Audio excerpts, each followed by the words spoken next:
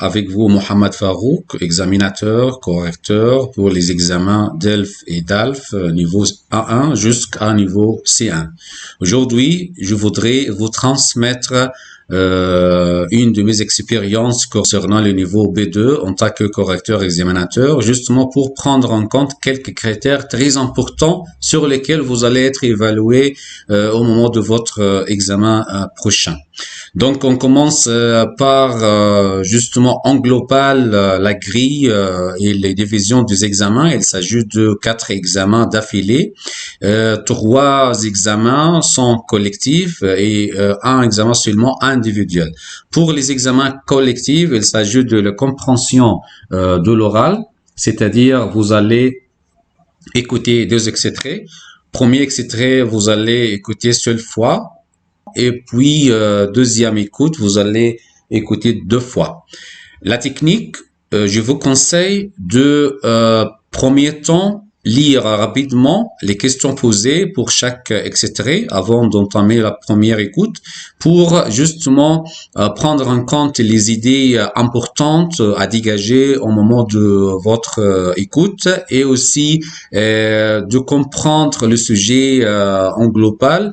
Puis, deuxièmement, au moment de votre écoute, ne perdez pas de plein de temps pour prendre en détail des phrases entières ou de groupes de mots entiers. Justement, vous allez prendre les notes importantes avec, par exemple, sigles ou abréviations, chiffres, par exemple, nombres.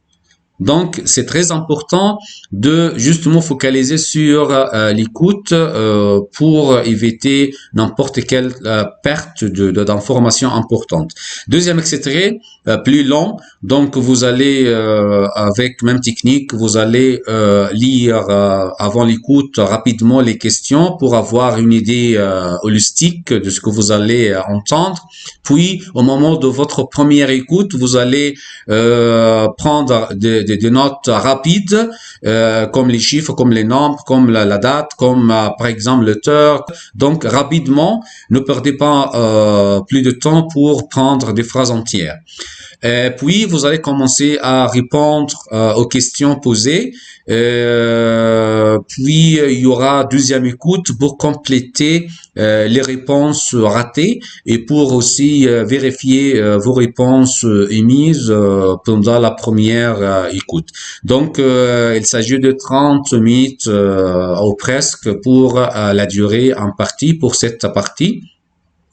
Il ne s'agit pas d'ajouter n'importe quoi une fois la durée est terminée. Vous n'avez pas le droit d'ajouter n'importe quelle réponse une fois la durée de cette partie terminée.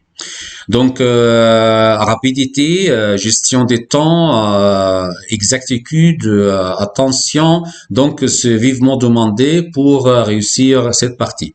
Deuxième partie, il s'agit de compréhension de l'écrit, compréhension des écrits. Donc, dans cette partie, il y aura 2 textes pour 1 heure, presque 1 heure. Il s'agit de lire les paratextes, les sous-titres, les titres, l'auteur, la date de publication, etc. Puis, vous allez entamer à lire en détail pour justement cibler la réponse exacte et reformuler la réponse que vous avez dégagée de texte parce qu'il s'agit ici de reformuler ce que vous avez compris dans le texte. Il ne s'agit pas de copier-coller la réponse, mais sauf si il est demandé dans quelques questions comme par exemple mettez vrai-faux avec justification. La justification ici, il s'agit de prendre la partie qui justifie votre réponse tirée du texte. Mais pour le texte en global, pour toutes les questions, il s'agit de reformuler votre réponse tirée de texte. Ça va durer presque 1 heure, donc après, vous n'avez pas le droit d'ajouter n'importe quelle réponse. Pour troisième examen collectif, il s'agit de examen de production écrite.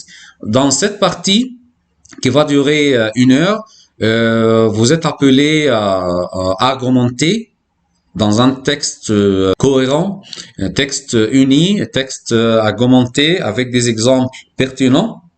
Donc, je vous conseille, comme on va détailler après, je vous conseille justement de gérer votre temps et puis dégager les éléments demandés et en parler. Pour la dernière partie, il s'agit de production orale, peut-être deuxième jour, c'est pas le même jour, et ça dépend de votre centre d'examen, de passation. Il s'agit de 20 minutes. Vous allez présenter un exposé pour défendre votre point de vue à partir d'un texte déclencheur.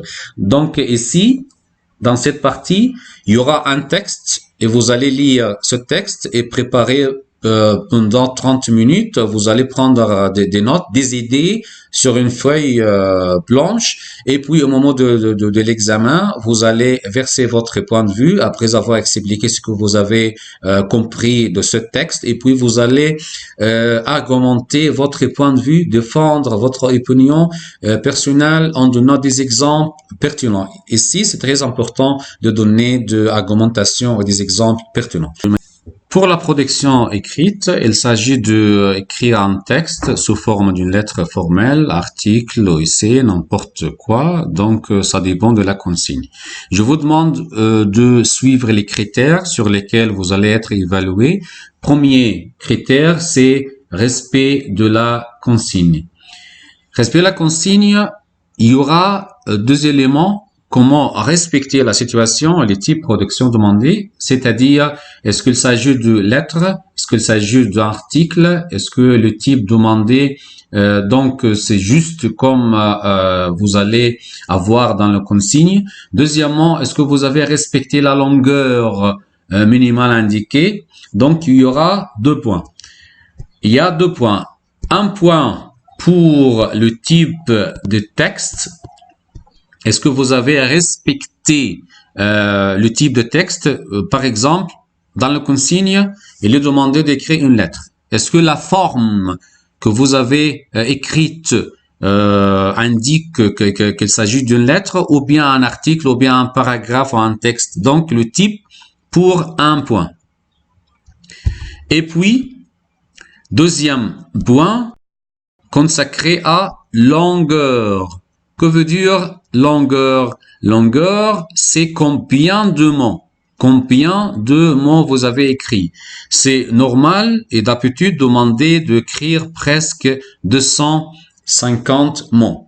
Si vous avez respecté le minimum demandé, donc vous allez obtenir 1 point. Si vous allez écrire moins de 200, donc vous allez demi point. Donc, veuillez respecter le minimum. Mais si vous avez, par exemple, écrit plus de 250, ok, c'est toléré. Le maximum, c'est pas limité, mais le minimum, c'est déjà respecté et indiqué.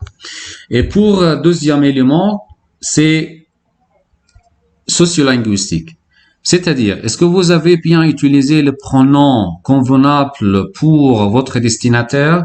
Par exemple, quand il s'agit d'écrire une lettre formelle, donc vous allez évidemment utiliser le pronom vous avec les expressions convenables parce que votre destinateur, le directeur. Mais par contre, si vous avez écrit à un ami, donc il faut tutoyer. Donc, utilisant tu avec les expressions qu'on utilise entre les amis d'une manière familière. Et pour capacité à présenter les faits.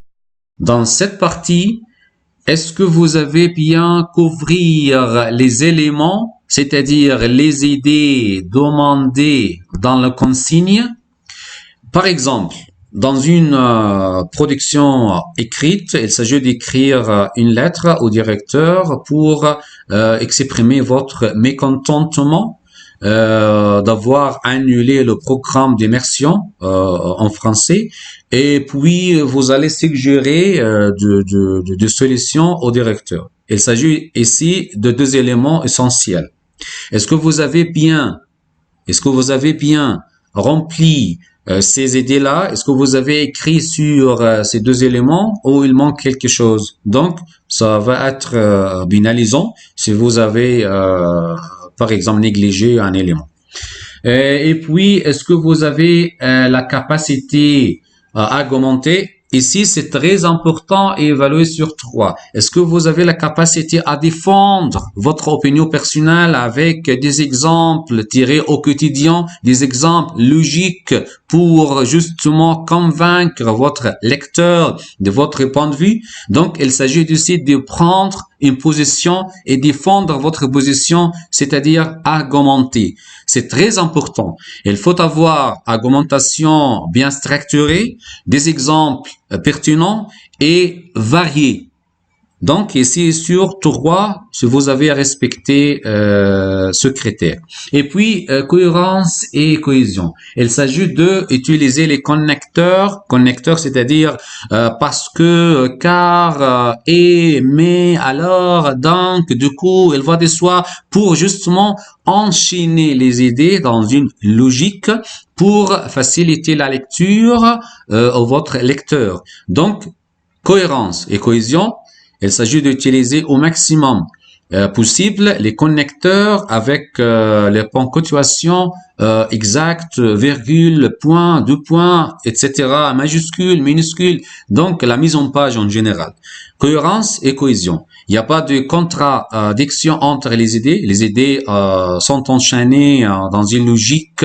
Est-ce qu'il y a des connecteurs? Donc, vous allez avoir au maximum 4 sur 4. Sinon, vous allez être binalisé.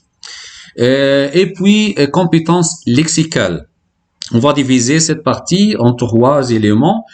Étendue de vocabulaire. Est-ce que vous avez une gamme, c'est-à-dire large échelle de vocabulaire, justement pour varier vos idées? Est-ce que vous avez la capacité de donner plus de détails en utilisant au maximum de vocab? Est-ce que vous avez du lexique et répertoire bien ponctuel et champ lexical qui va remplir les idées proposées?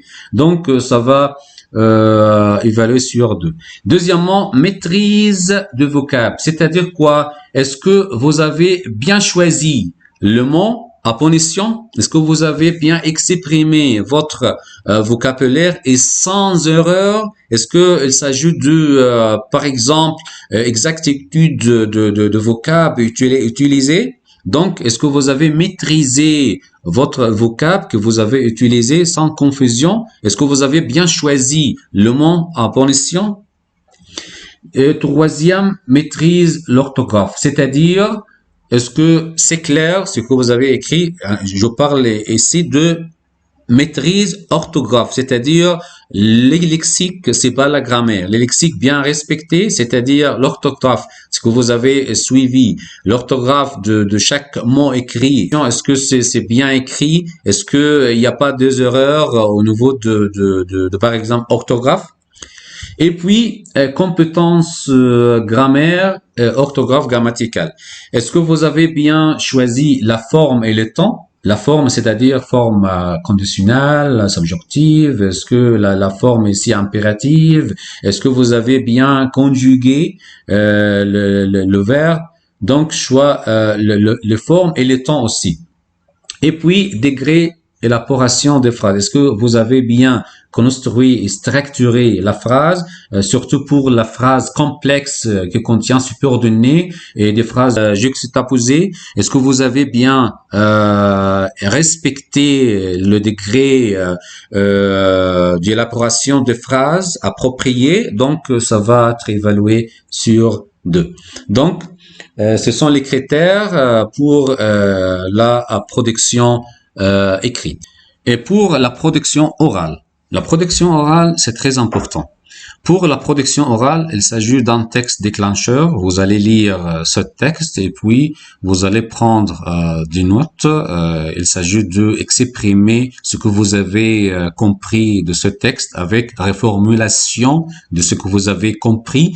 Donc, pour les critères, pour le monologue suivi, c'est-à-dire votre exposé. Vous allez présenter le texte et puis, après avoir présenté le texte d'une manière adéquate et correcte, vous allez, par exemple, présenter votre point de vue votre opinion sur le sujet posé pour le texte et puis vous allez défendre votre point de vue par argumentation. Argumentation, c'est très important. Pourquoi?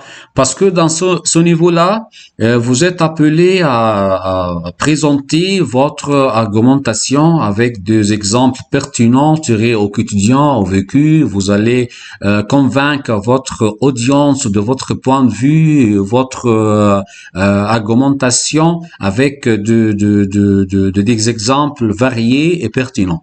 Donc, pour les critères ici, est-ce que vous avez la capacité de dégager le thème, le sujet que vous avez lu, et est-ce que vous avez la capacité à présenter ce thème? Est-ce que vous avez la capacité de présenter votre point de vue avec des arguments possibles? Est-ce que, troisièmement, est-ce que vous avez marqué la relation logique entre les idées, c'est-à-dire l'enchaînement, le cohérence. Et cohérence et aussi la cohésion. C'est très important. Est-ce qu'il s'agit de enchaînement logique? Est-ce qu'il s'agit de cohésion entre les idées? Est-ce que vous avez bien utilisé les connecteurs pour enchaîner vos idées? Donc, ça va être évalué sur 2,5, 3 et 1,5. Après le monologue suivi, il y aura interaction, c'est-à-dire intervention de la part de votre examinateur. Et votre examinateur vous posez quelques questions relatives à ce que vous avez exprimé dans votre monologue suivi. Donc, premier critère à respecter, est-ce que vous avez la capacité de conformer ou infirmer? Parce qu'il y a différence entre conformer et infirmer. Infirmer, c'est contredire. La capacité de nuancer les idées, vos opinions avec précision. Est-ce que vous avez réagi correctement à cette question posée? Deuxièmement, est-ce que vous avez la capacité à argumenter et pour défendre votre position face à l'autre opposition en respectant bien sûr la position de votre examinateur? Il ne s'agit d'attaquer l'examinateur, justement convaincre et accepter l'autre oui, c'est-à-dire l'altérité. Est-ce que vous avez balancé entre les deux? Vous avez respecté l'opinion des autres, mais en même temps, vous avez mis en exergue votre point de vue avec des arguments possibles et des exemples pertinents. C'est très important. Donc, à la fin, il y aura aussi ces critères-là. Il s'agit de lexique. Est-ce que votre champ lexical dans ce sujet-là élargi? Vous avez une variété de vocabulaire? Est-ce que vous avez la possibilité de reformuler et dire autrement sans confusion? Donc, il s'agit de votre échelle lexicale. Et puis, syntaxe. Morpho, c'est-à-dire les éléments avec la grammaire. Et structure. Est-ce que vous avez bien respecté la structure et la grammaire? Est-ce que vous avez respecté les structures et la syntaxe pour formuler des phrases bien correctes et sans faute syntaxique, par exemple? Et puis, est-ce que vous avez la maîtrise des systèmes phonologiques? Est-ce que vous avez bien prononcé les mots? Est-ce que vous avez bien enchaîné les phrases d'une intonation claire et naturelle? Est-ce que vous avez la fluidité et spontanéité? Est-ce que vous avez bien éclairé votre point de vue d'une manière claire sans gêner la compréhension de ce que vous avez dit? Donc, il s'agit ici de la phonétique. Est-ce que vous avez bien prononcé? Est-ce que vous avez bien mis la liaison entre le groupe du mot? Est-ce que vous avez bien enchaîné votre argumentation? Donc, c'est en global des astuces pour bien réussir votre examen. Je vous souhaite bonne continuation, bon courage, Inch'Allah, et je vais être à votre disposition pour n'importe quelle question.